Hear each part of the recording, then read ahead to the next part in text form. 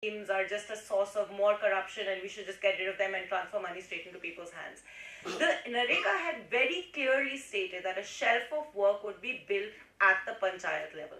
The one thing that we never actually focused on, and that includes, I would add, people like me who actually have worked on NREGA, activists and others, we didn't pay enough attention to how to strengthen the panchayat capabilities to be able to do this well.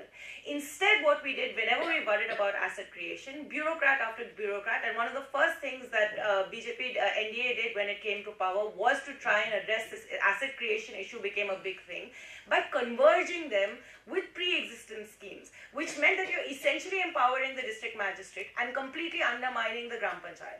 So today, in fact, I had a very insightful conversation with a bureaucrat 2-3 days ago who was in charge of NREGA in its heydays, who said one of the reasons why we can't expand NREGA is because now we build all the assets. Har jagah CC road bana diya, ab wahan se aage kahan jaye? So we've completely undermined one of the core principles of NREGA. It has become the trope on which we say state capacity has failed. Absolutely, state capacity has failed. The question we should ask ourselves is that something we can fix, and how do we put our resources in there? Or are we washing our hands of saying it cannot be done, let's just bypass it and take a different route? The two going together. So when Congress says we did NREGA, we did RTI, and we're doing minimum basic income, I frankly am a little confused about where they stand. NREGA continues to be a demand-driven scheme. For all practical purposes, it is like any other budgetary item for which a ceiling is fixed and is enforced in roundabout ways. And let's not forget, it's very important for us to remember that it did not start with NDA. It started with UPA. Absolutely. The last 2 years of UPA saw the beginning. I mean, so BJP has, in all fairness, just taken it ahead. What's the current situation? The government says we've spent 61,000 crore rupees, highest ever. We are at the beginning of the last 2 months of financial year are still to go. There's 7,500 crore rupees of liabilities as of today, and 2 months to go. So you needed something like 80,000 crore rupees. That's the situation of NREGA. But I think the point that Yamini made, and that's the other dilemma, that increasingly to policymakers and politicians, and I'm speaking of the honest ones, and there are honest ones, it looks like a way of transferring money to the poor. It does not look like a scheme which is building something. So there is a serious dilemma. I want to build something. NREGA mein dal dunga, chala to jayega, par usse kya hoga? That's a question we should answer. Those of us who are, and I mean, we've been a petitioner in the Supreme Court for NREGA.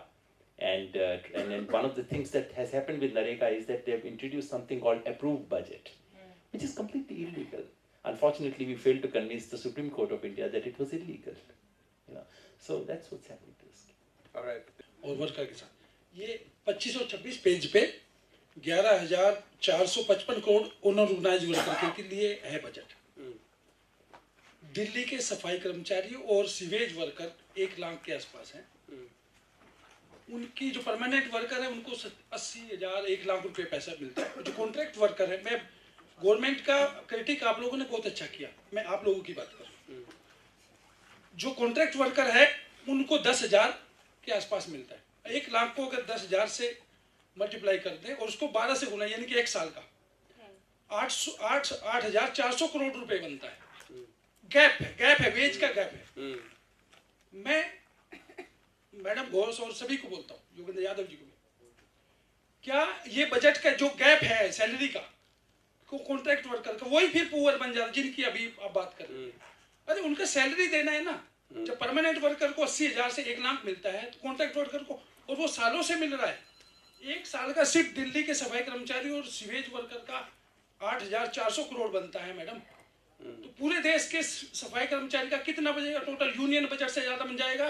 और 1 साल का gap भी फिर आपको नहीं मिलेगा, कुछ भी सैलरी नहीं मिलेगी। 2 लाख रुपए जो परमानेंट प्रोफेसर को मिलती है, कॉन्ट्रैक्ट प्रोफेसर की मैं बात नहीं कर रहा हूँ। क्वेश्चन यहाँ ये है कि हम उसका कौन एनालिसिस करेगा? हमें करना है, और उन इकोनॉमिस्ट को करना है जो जनता के इकोनॉमिस्ट है। गवर्नमेंट का बहुत अच्छा एनालिसिस करते हैं। Thank you. बातें दिखाई और किसी ने No, my question is that when we talk of so many social evils and at the time of a poll, we are talking of teasing the parties. But you are talking of employment. Employment is not very possible when 2 million people every year get to professional courses and you don't have the organizations coming up in that direction. And when the flux of technology is there, employment becomes, frugal. For such frugality to be passed on, we have to have innovations. And innovations cannot come unless and until you allow innovations to happen in the industry and the startups to take place. And the startups are not taking place. The people in the northern India is specifically, if allowed to give startups something which can create some sort of, alternate intelligence, anything of that sort, then that can create a lot of jobs. And we are missing in the northern states, whereas in southern states it is possible because R&D is working. So how far you people are there to get for education improvement, health improvement? These are the two basic things for which we can have the models. But we are not doing that. We are harping on the wrong, foots. So how far you take those points? So can I just respond? To professors, because Okay. these questions cannot be answered by, All right. the politicians. Okay, so Professor Chakravarti probably, but before that I would just like to point, it has actually had a very good record with people who are technically trained.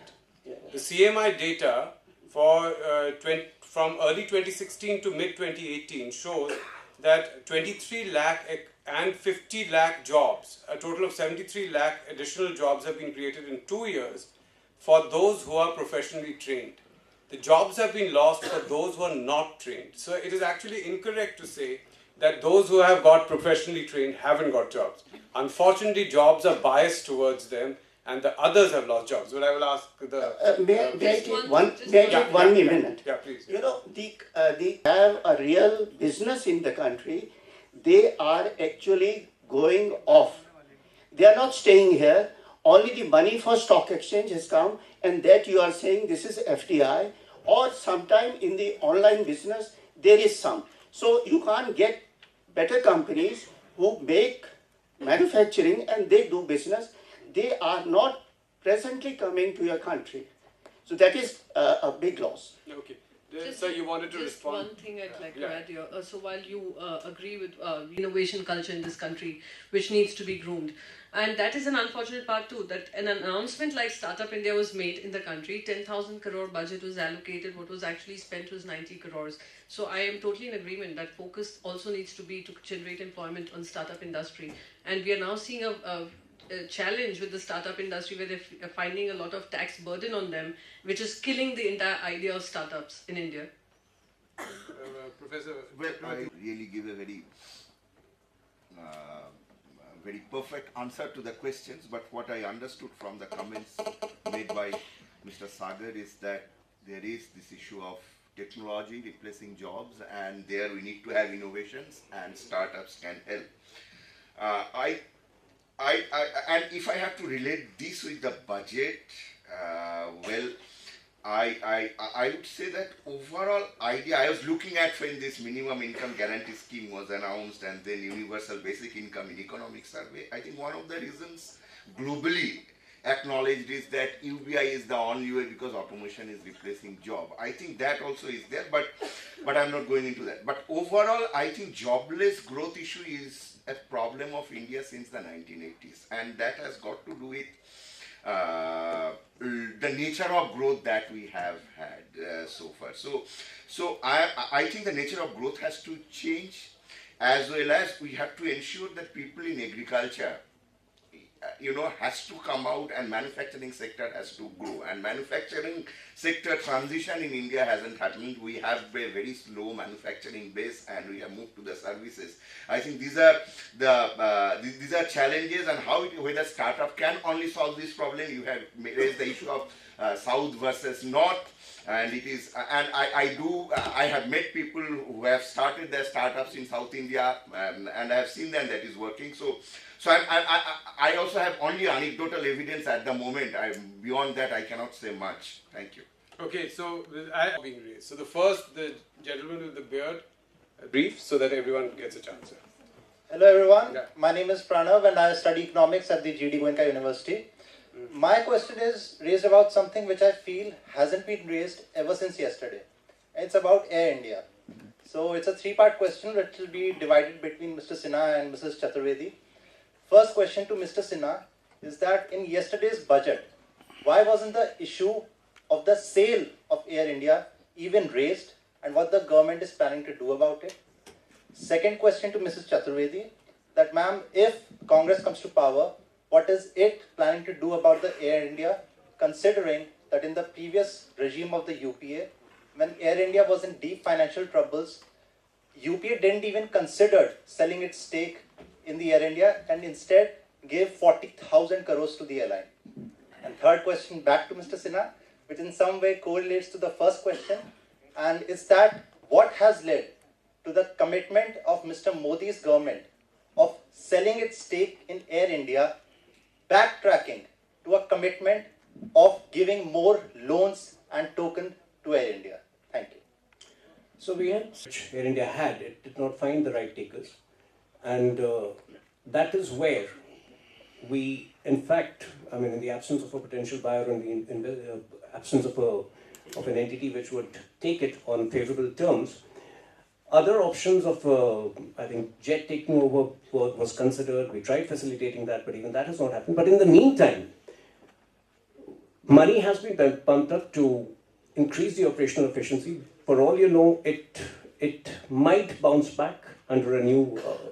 I mean, at this point of time, we can't take a call on how things would be 1 year down the line or what strategy would be 1 year down the line. But Air India, despite all the issues, with some amount of investment has done things in the last 2 years which other airlines have not done. That's answer For 1 example, and 3. But why wasn't it even raised yesterday?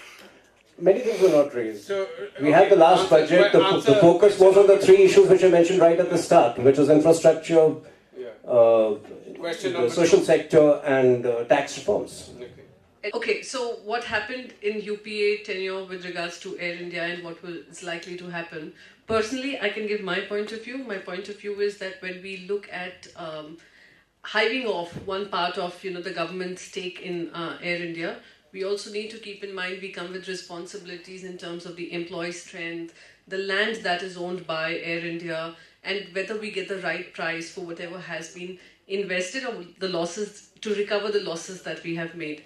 So my first choice would be to hive off that stake, but hive off in a manner that it does not do damage to the lakhs of employees who are employed in that particular organization. So that also becomes an inherent responsibility of the government. So what did not happen in UPA could happen in the second part of Congress coming back to power is a likelihood, but keeping in mind that every section is looked after.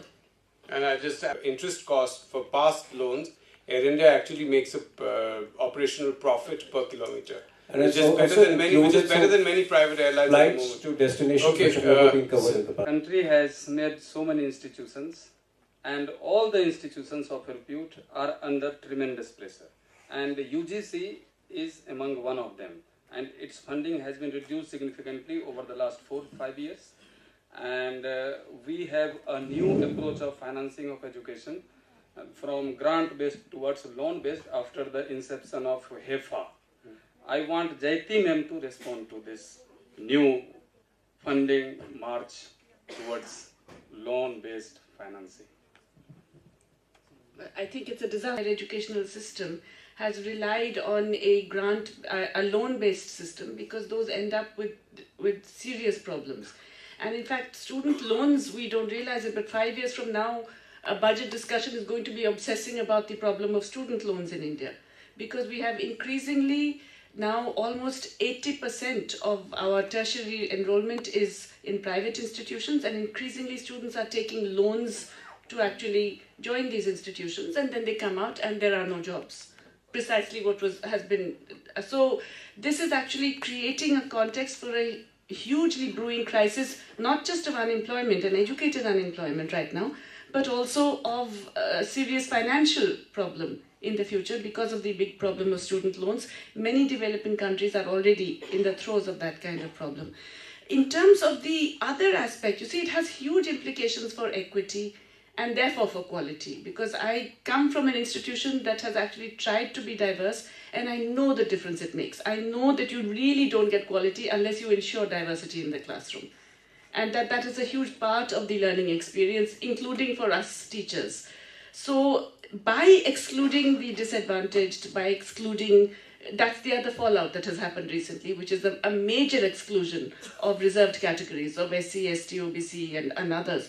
By excluding, we are actually denying those who are in these universities and colleges of a better education than they would have got otherwise. So I think it is a complete disaster. And it is reflective, I think Priyanka mentioned that, this government has got nothing on education. It's worse, it's bad. It is reducing the spending, which actually means that we have got this demographic dividend supposedly, which we have not only destroyed by not creating jobs, but we're destroying by not even educating those who could actually be such a major part of our future productivity. So you. हूँ मैं बहुत ही pointed question पूछूंगा mister Sinha से। मेरा सवाल ये है कि कल अनाउंस किया गया कि अनऑर्गेनाइज्ड सेक्टर के जो मजदूर हैं उनके लिए जो स्कीम लॉन्च की गई है, पेंशन स्कीम, जिसमें वो 55 रुपये वो 18 साल की उम्र से भरना शुरू करेगा और 60 साल के बाद में उसे मिलना शुरू होगी 3000 की पेंशन। सवाल ये होता है कि उसकी प्रोडक्टिव, एक मजदूर की प्रोडक्टिव लाइफ कितनी होती है? जो आंकड़े कहते हैं, जब हम रिसर्च करते हैं, आंकड़े कहते हैं तो उसकी प्रोडक्टिव लाइफ 40 से 45 साल तक होती है जो वो कंट्रीब्यूट करता है या अर्न करता है। मैक्सिमम वो पहुंचेगा तो 50 साल तक। उसके बाद 10 सालों का जो गैप है वो कौन भरेगा, जबकि उसे ये तय किया गया है कि 60 साल तक उसे भरना है। क्या उसके साथ ये छल कपट नहीं है? क्या उसके साथ ये धोखा नहीं है? आपको सारी चीजें में पहले छल कपट दिखता है, उसके बाद मैटर दिखता है। 8 साल तक पे करेगा तो क्या 42 साल में वो रेट वही रहेगा? 30,000 रुपये नहीं रहेगा? जब ये सरकार वो कीमत बढ़ाएगी नहीं, आपने अज्यूम कर लिया कि हम 42 साल बाद भी 30,000 ही रखेंगे, तो ये सोच का अंतर होता है। अगर हर चीज आप छल और कपट मान ले तो फिर प्रॉब्लम होता है किसी भी चीज को देखने में। स्वाभाविक है कि उस समय 42 साल के बाद सबसे पहले तो 18 साल में बहुत कम लोग पे करना शुरू करेंगे, बिकॉज ये भी ऑप्शनल होगा। लेकिन 60 साल तक जब तक वो पहुंचेगा, मुझे यकीन है कि अगर ये स्कीम दूसरी सरकारों ने डिसकंटिन्यू नहीं किया तो कुछ लाखों में होगा वो रकम।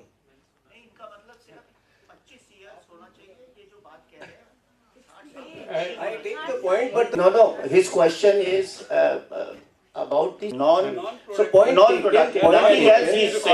Point taken. This is the first time such a thing has happened. It could be reviewed. Hi, my name is Gunja. I'm a public policy analyst, and my questions to Mr. Yadav.